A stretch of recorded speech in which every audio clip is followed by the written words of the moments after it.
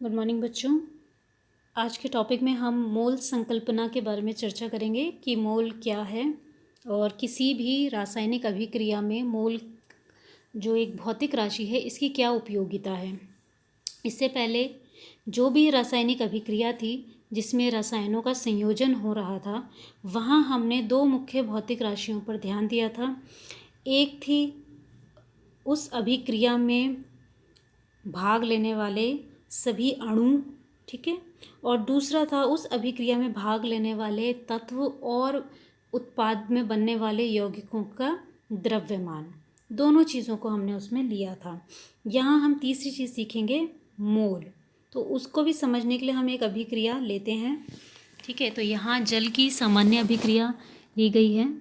अगर हम इस अभिक्रिया में देखें तो दो बातें हमें पता चलती हैं। ये हमारे रासायनिक संयोजन के नियमों से पता चलती हैं हमें। अगर हम पहला देखें तो हाइड्रोजन के यहाँ दो अणु हैं, दो लिखा हुआ है इसके आगे, इसका मतलब है हाइड्रोजन के दो अणु और ऑक्सीजन का केवल एक अणु, ये दो मिलके बना रहे हैं जल के दो अणु, ठीक है, ये पता चल रहा है। दूसरा है, अगर हम द्रव्यमान के हिसाब से देखें तो द्रव्यमान ज्ञात करना आपको बताया था। H2 का द्रव्यमान कितना होगा, 2U, और उसके कितने अणु हैं, 2 हैं, तो 2 गुणा 2 यानी ये हो गए 4U, ठीक है। नेक्स्ट है O2, केवल एक O का द्रव्यमान कितना है, 16 होता है, तो 2 O हैं तो कितना हो जाएगा, 16 दूनी 32U। 4U प्लस 32U यानी जल का द्रव्यमान कितना होना चाहिए, 32 प्लस 4 यानी 36U, ये द्रव्यमान होना चाहिए।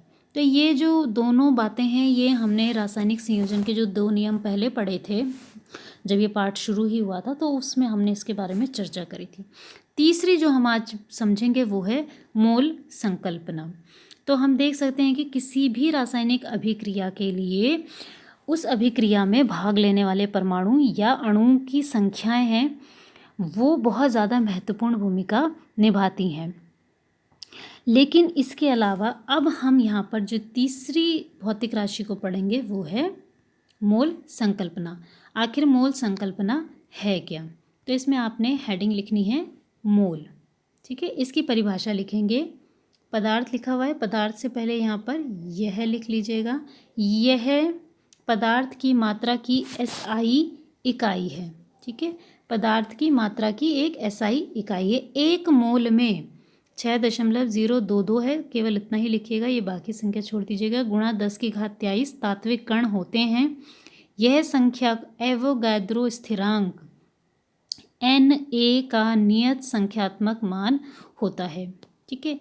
तो मोल है क्या, किसी भी पदार्थ का मतलब यहाँ पर दोनों से है, तत्वों से भी और यौगिकों से भी, ठीक है। दोनों से इसका मतलब है, चाहे तत्व हों चाहे यौगिक हों, इनका जो भी द्रव्यमान होगा, इनका जो भी सूत्र इकाई द्रव्यमान होगा या आणविक द्रव्यमान होगा, उसमें उपस्थित कणों की संख्या हमेशा यही रहेगी, ठीक है, चाहे वो तत्व कोई भी हो। ये एक स्थिरांक है, यानी स्थिर रहने वाला अंक है, ये किसी के लिए नहीं बदलेगा, चाहे हम कोई भी तत्व लें या कोई भी यौगिक लें। इसे कहते हैं एवोगैद्रो स्थिरांक और इसे निरूपित करते हैं कैपिटल N कैपिटल A, लेकिन A को N के आधार पे छोटा लिखा जाता है, ठीक है। नेक्स्ट आपने यह बिल्कुल वही बात बताई गई है जो भी ऊपर बताया गया था कि मोल एक निकाय के पदार्थ की मात्रा है जिसमें 6.022 गुणा 10⁻23 विनिर्दिष्ट तात्विक कण होते हैं, ठीक है। जो अभी आपको ऊपर बताया गया है सेम वही चीज़ है। इससे पहले हमने देखा था जब हम चाहे आणविक द्रव्यमान हो चाहे सूत्र इकाई द्रव्यमान हो, हम उसकी जो राशि लिख रहे थे U लिख रहे थे, ठीक है।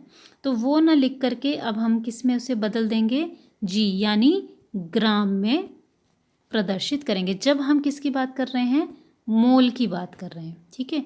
जब हम अणु की बात करते हैं तब हम उसे U में ही दर्शाएंगे, आणविक द्रव्यमान, लेकिन जब हम मोल की बात कर रहे हैं तो हम उसे ग्राम में दर्शाते हैं, प्रदर्शित करते हैं। तो इसको आप उदाहरण से समझेंगे। सबसे पहला उदाहरण देखिए, हेडिंग लिख लीजिएगा उदाहरण, ठीक है। उदाहरण में सबसे पहला है हाइड्रोजन। अब हाइड्रोजन का द्रव्यमान कितना होता है? आणविक द्रव्यमान 1 U, ठीक है। केवल हाइड्रोजन का द्रव्यमान कह रही हूँ मैं, H2 का नहीं कह रही हूँ, हाइड्रोजन गैस का नहीं कह रही हूँ, केवल हाइड्रोजन का कह रही हूँ। तो 1 U को हम पहले किस में लिख देंगे? 1 ग्राम में, क्योंकि हम मोल की बात कर रहे हैं। 1 ग्राम हाइड्रोजन में 6.022 गुणा 10⁻23 हाइड्रोजन के परमाणु होंगे। ये हमें मोल संकल्पना से पता चला है, 1 ग्राम में ये संख्या होगी, ठीक है। हाइड्रोजन के जो इम्पॉर्टेंट चीज़ है वो ये है कि न केवल हाइड्रोजन के बल्कि सभी तत्वों और यौगिकों के, अभी ऊपर आपको बताया था, चाहे तत्व हों चाहे यौगिक हों, सबके जो द्रव्यमान होंगे उसमें ये इतने ही कण होंगे या इतने ही परमाणु होंगे। अगर हम केवल ऑक्सीजन का, फिर ध्यान दीजिएगा मैं O2 की बात नहीं कर रही हूँ, केवल ऑक्सीजन की बात कर रही हूँ, तो ऑक्सीजन का द्रव्यमान होता है 16 U, ठीक है। 16 U को हम बदल देंगे 16 G यानी ग्राम में, तो 16 ग्राम ऑक्सीजन में भी 6.022 गुणा 10⁻23 ऑक्सीजन के परमाणु होंगे। अब आप देखेंगे कि हाइड्रोजन में कितने ग्राम था? केवल 1 ग्राम द्रव्यमान था उसका, और ऑक्सीजन का कितना है?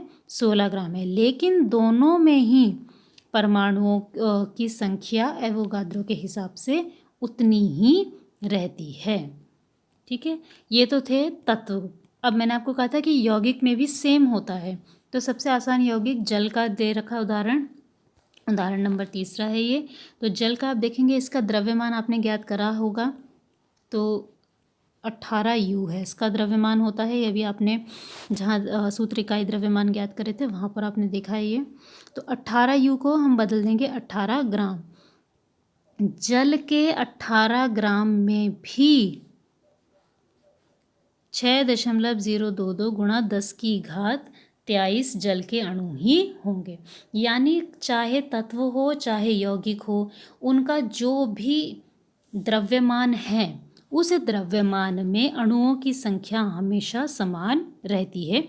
यही मोल संकल्पना बता रहे हैं। तो लास्ट में हम ये कह सकते हैं कि 1 मोल बराबर 6.022 गुणा 10⁻23 यानी ग्राम सापेक्ष द्रव्यमान, वो किसी भी तत्व या फिर यौगिक दोनों का हो सकता है, ठीक है। तो ये है पूरी की पूरी मोल संकल्पना। अब इसे समझने के लिए आप यहाँ पर एक सारणी भी देखिए। तो इस सारणी में आप ध्यान से देखेंगे तो यहाँ दे रखा है आपको, मान लीजिए ये भी उदाहरण ही है एक तरीके से, कि 12 ग्राम कार्बन ले रखा है। तो 12 ग्राम कार्बन का द्रव्यमान भी है, जो कार्बन का आणविक द्रव्यमान है वो 12 ग्राम ही है। तो 12 ग्राम में कितने होंगे? 6.022 गुणा 10⁻23, यही नियम बताया। 1 ग्राम हाइड्रोजन जो अभी हमने देखा उसमें भी इतने ही होंगे, जबकि आप देखिए यहाँ कार्बन है यहाँ हाइड्रोजन है, फिर भी यहाँ 12 ग्राम है यहाँ 1 ग्राम है, फिर भी दोनों में क्या है, जो परमाणुओं की संख्या है वो समान है। तो लास्ट में हम कह सकते हैं चाहे आणविक द्रव्यमान हो या उनका सूत्र इकाई द्रव्यमान हो, सब में ये संख्या एवोगाद्रो की संख्या हमेशा समान रहती है। तो ये सारणी भी, ये वाला जो टेबल है ये भी आपने बनाना है कॉपी में, और यहाँ पर आपकी मूल संकल्पना समाप्त होती है। नेक्स्ट क्लास में इससे संबंधित प्रश्न हल करना सीखेंगे।